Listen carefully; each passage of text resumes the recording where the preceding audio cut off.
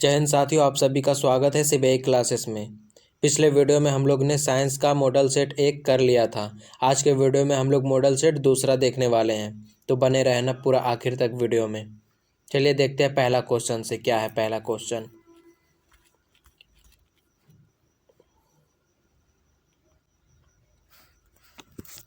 तो पहला क्वेश्चन है, निम्नांकित में किसका अपवर्तनांक अधिक है? हवा का, हीरा का, सीसा का या फिर जल का? तो किसका अपवर्तनांक सबसे अधिक है? तो इसका सही आंसर हो जाएगा ऑप्शन बी, हीरा का अपवर्तनांक सबसे अधिक है। अवतल दर्पण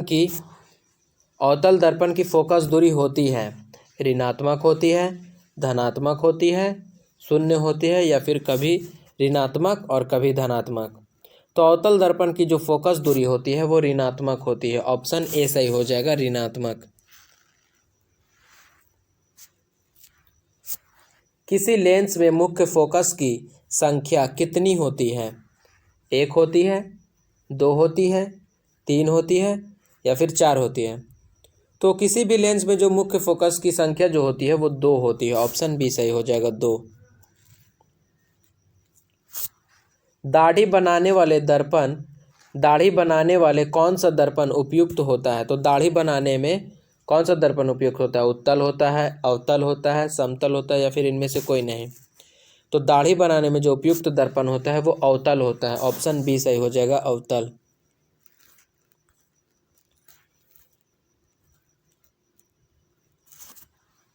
अवतल दर्पण की फोकस दूरी f एवं उसकी वक्रता त्रिज्या r के बीच संबंध है। क्या संबंध है? f बराबर r का, या फिर f बराबर 2r, या फिर f बराबर r/2, या फिर f बराबर 4r? तो आप सभी को पता होगा कि r बराबर होता है 2f। तो अगर हम f को यहीं रहने देते हैं, 2 को नीचे भेज देते हैं, तो कितना हो जाएगा? f बराबर r/2 हो जाएगा। क्या हो जाएगा? f बराबर हो जाएगा r/2 हो जाएगा। तो यहाँ पे r/2 है, यानी इसका सही आंसर हो जाएगा ऑप्शन नंबर सी।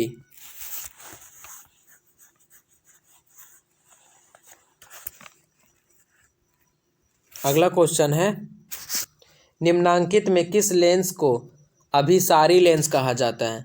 अभिसारी लेंस अवतल लेंस को कहा जाता है, या फिर उत्तल लेंस को, या फिर उत्तल लेंस एवं अवतल लेंस दोनों, या फिर बायफोकल लेंस? किसे कहा जाता है बताओ?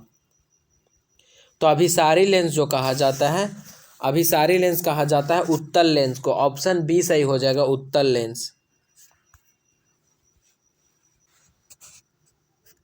अगला क्वेश्चन है, दृश्य प्रकाश में किस वर्ण का तरंगदैर्ध्य न्यूनतम होता है? किसका तरंगदैर्ध्य न्यूनतम होता है? पीला, बैंगनी, लाल या फिर हरा का? तो इसका जो सही आंसर हो जाएगा ऑप्शन नंबर बी हो जाएगा, बैंगनी का। किसका न्यूनतम होता है तरंगदैर्ध्य? बैंगनी का। अगला क्वेश्चन है, तारों का टिमटिमाना प्रकाश के किस घटना को दर्शाता है? प्रकाश का विक्षेपण, प्रकाश का परावर्तन, प्रकाश का प्रकीर्णन या फिर प्रकाश का अपवर्तन? तो तारों का जो टिमटिमाना होता है प्रकाश का अपवर्तन की परिघटना के कारण टिमटिमाता है। ऑप्शन डी सही हो जाएगा। निम्नलिखित में किसमें प्रकाश की चाल सबसे अधिक होती है? वायु में, कांच में, निर्वात में या फिर डी ऑप्शन है ए और बी दोनों में? तो इसका सही आंसर हो जाएगा ऑप्शन सी, निर्वात में प्रकाश की चाल सबसे अधिक होती है। अगला क्वेश्चन है, प्रकाश के अपवर्तन के कितने नियम हैं? 1 है, 2 है, 3 है या फिर 4 है? तो प्रकाश के जो अपवर्तन के नियम है 2 हो जाते हैं। ऑप्शन बी सही होगा, 2। जल विद्युत संयंत्र किस ऊर्जा को विद्युत ऊर्जा में रूपांतरित करता है? नाभिकीय ऊर्जा, सौर ऊर्जा, स्थितिज ऊर्जा या फिर तापीय ऊर्जा? तो जल विद्युत संयंत्र जो है वो ऑप्शन सी हो जाएगा, स्थितिज ऊर्जा को विद्युत ऊर्जा में रूपांतरित करता है। जलता हुआ मोमबत्ती बदलता है विद्युत ऊर्जा को प्रकाश ऊर्जा में, रासायनिक ऊर्जा को प्रकाश ऊर्जा में, या फिर ध्वनि ऊर्जा को प्रकाश ऊर्जा में, या फिर इनमें से कोई नहीं। तो इसका सही आंसर हो जाएगा रासायनिक ऊर्जा को प्रकाश ऊर्जा में बदलता है। अगला क्वेश्चन है, एक विद्युत सेल से धारा प्राप्त करने पर इसके सिरों के बीच विभवांतर का मान विद्युत वाहक बल की तुलना में हो जाता है। क्या होता है? अधिक होता है, कम होता है, दोगुना होता है, या फिर इनमें से कोई नहीं। तो इसका सही आंसर हो जाएगा ऑप्शन नंबर बी, कम होता है। प्रतिरोध का मान बढ़ाने के लिए प्रतिरोधों को जोड़ा जाना चाहिए समांतर क्रम में, श्रेणी क्रम में, ए तथा बी दोनों में, या फिर इनमें से कोई नहीं। तो इसका सही आंसर हो जाएगा ऑप्शन बी, श्रेणी क्रम में। प्रतिरोधों का मान बढ़ाने के लिए प्रतिरोधों को जोड़ा जाता है श्रेणी क्रम में। अगला क्वेश्चन है, विद्युत चुंबक बनाने के लिए प्रायः जिस छड़ का उपयोग होता है वह है, क्या है? तांबा है, नरम लोहा है, इस्पात है, या फिर इनमें से कोई नहीं। तो इसका सही आंसर हो जाएगा ऑप्शन बी, नर्म लोहा है। विद्युत चुंबक बनाने के लिए किसका उपयोग होता है? नर्म लोहा का। उच्चतर ताप पर कौन सी प्रक्रिया पूरी की जाती है? नाभिकीय विखंडन, नाभिकीय संलयन, ए और बी दोनों, या फिर इनमें से कोई नहीं। तो इसका सही आंसर हो जाएगा ऑप्शन ए, नाभिकीय विखंडन उच्च ताप पर संपन्न की जाती है। अगला क्वेश्चन है, सौर ऊर्जा को सीधे विद्युत ऊर्जा में बदलने वाली युक्ति है? सौर कुकर, सौर सेल, ए और बी दोनों, या फिर इनमें से कोई नहीं। तो सौर ऊर्जा को सीधे विद्युत ऊर्जा में जो बदलता है, इसका सही आंसर हो जाएगा ऑप्शन बी, सौर सेल। पवन विद्युत जनित्र में पवन की चाल कम से कम कितनी होनी चाहिए? ऑप्शन ए है 150 किलोमीटर पर घंटा, ऑप्शन बी है 1.5 किलोमीटर पर घंटा, ऑप्शन सी है 12 से 14 किलोमीटर पर घंटा, या फिर इनमें से कोई नहीं। तो इसका सही आंसर हो जाएगा ऑप्शन डी, इनमें से कोई नहीं होगा। अगला क्वेश्चन है, सेल का विद्युत वाहक बल है सेल द्वारा इकाई आवेश पर लगाया गया बल, या फिर सेल द्वारा इकाई आवेश पर किया गया कार्य, या फिर विभवांतर, या फिर इनमें से कोई नहीं। तो इसका सही आंसर हो जाएगा ऑप्शन बी, सेल द्वारा इकाई आवेश पर किया गया कार्य। घरेलू परिपथ में मुख्य रूप से किसकी आपूर्ति होती है?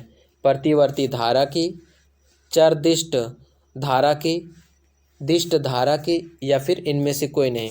तो घरेलू परिपथ में जो मुख्य रूप से आपूर्ति होती है, ऑप्शन बी सही हो जाएगा, चरदिष्ट धारा की, ऑप्शन बी। वर्ण विक्षेपण असंभव है कांच में, निर्वात में, जल में, या फिर फाइबर में।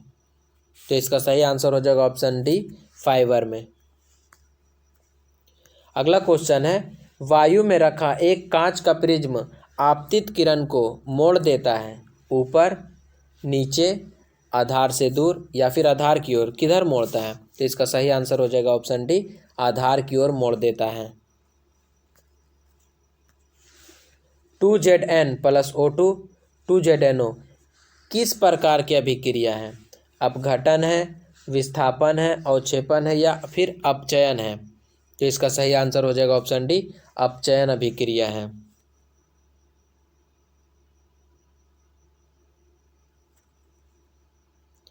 यहाँ पे अपचयन नहीं होना चाहिए था, यहाँ पे उपचयन होना चाहिए था, क्योंकि यहाँ पे ऑक्सीजन जुड़ रहा है, तो उपचयन अभिक्रिया होगा यहाँ पे।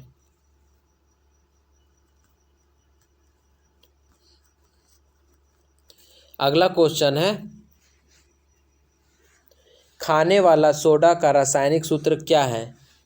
NaHCO3, NaH4Cl, या फिर Na2CO3, या फिर इनमें से कोई नहीं। तो खाने वाला सोडा का रासायनिक सूत्र जो होता है, इसका सही आंसर हो जाएगा ऑप्शन नंबर ए, NaHCO3।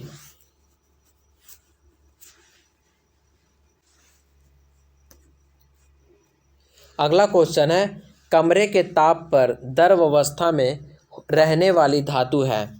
तो कौन सा धातु है जो कमरे के ताप पर द्रव अवस्था में होती है? तो वो धातु के बारे में पूछ रहा है, तो पारा हो जाएगा, ऑप्शन बी सही। अगला क्वेश्चन है, आवर्त सारणी के शून्य समूह का तत्व कौन है? तो कौन सा तत्व है जो शून्य तत्व है? तो हीलियम जो है वो शून्य तत्व है।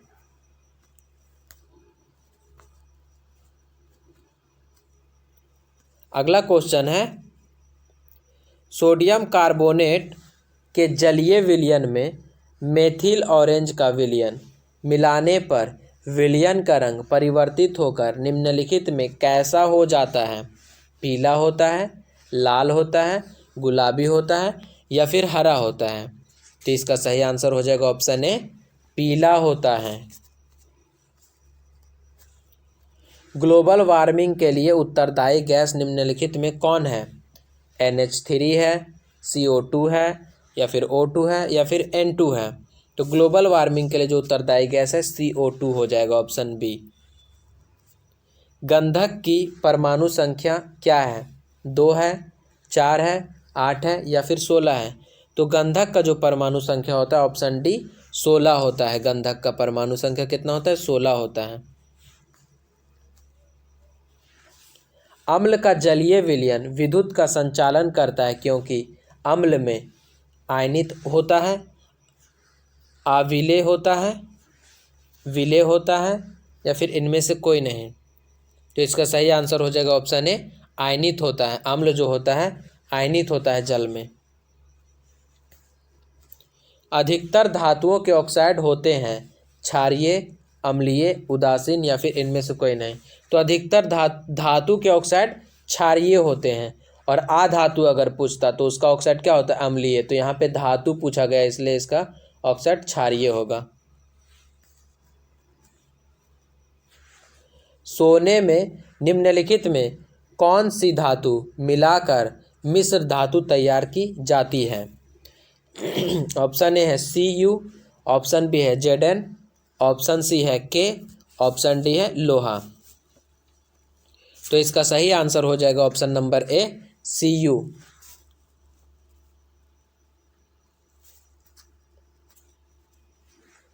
NaCl plus AgNO3 AgCl plus NaNO3 निम्नलिखित में किस प्रकार की अभिक्रिया है? विस्थापन अभिक्रिया है, संयोजन या द्विविस्थापन या फिर वियोजन? तो इसका सही आंसर हो जाएगा ऑप्शन सी, द्विविस्थापन अभिक्रिया है। सिलिकॉन है एक अधातु, एक धातु, एक उपधातु या फिर इनमें से कोई नहीं? तो सिलिकॉन जो है एक उपधातु है, ऑप्शन सी सही हो जाएगा, उपधातु। क्वेश्चन नंबर 35 है, वे तत्व जिनके बाहरी सेल पूर्ण भरे होते हैं कहलाते हैं, क्या कहलाते हैं? संक्रमण तत्व, हैलोजेंस या फिर क्षारीय मृदा धातु या फिर उत्कृष्ट गैस? तो 35 का जो सही आंसर हो जाएगा ऑप्शन डी सही हो जाएगा, उत्कृष्ट गैस कहलाते हैं। खड़िया का रासायनिक सूत्र है क्या है? CaHCO3 पे सफिक्स 2 या फिर CaOCl या फिर CaCl2 या फिर CaCO3? तो इसका जो सही आंसर हो जाएगा ऑप्शन नंबर डी, CaCO3 हो जाएगा। अगला क्वेश्चन है, निम्नलिखित में कौन सबसे अधिक अम्लीय ऑक्साइड है? SO2 या फिर CaO या फिर Na2O या फिर MgO? तो सबसे अधिक अम्लीय जो हो जाएगा ऑप्शन नंबर ए हो जाएगा, SO2। निम्नलिखित में कौन एल्काइन है? CH4 या फिर C2H4 या फिर C2H2 या फिर C2H6? तो इसका सही आंसर हो जाएगा ऑप्शन नंबर सी, एल्काइन ये है, C2H2। अगला क्वेश्चन है, CH3 bond O bond C2H5 का IUPAC नाम है? तो इसका सही आंसर हो जाएगा ऑप्शन ए, मेथॉक्सी इथेन। अगला क्वेश्चन है, निम्न में से कौन यौगिक ईंधन के रूप में इस्तेमाल किया जा सकता है? तो इसका सही आंसर हो जाएगा ऑप्शन नंबर सी, एथेनॉल। आज तक यहीं रहने देते हैं, अगला पार्ट इसके नेक्स्ट वीडियो में देखेंगे।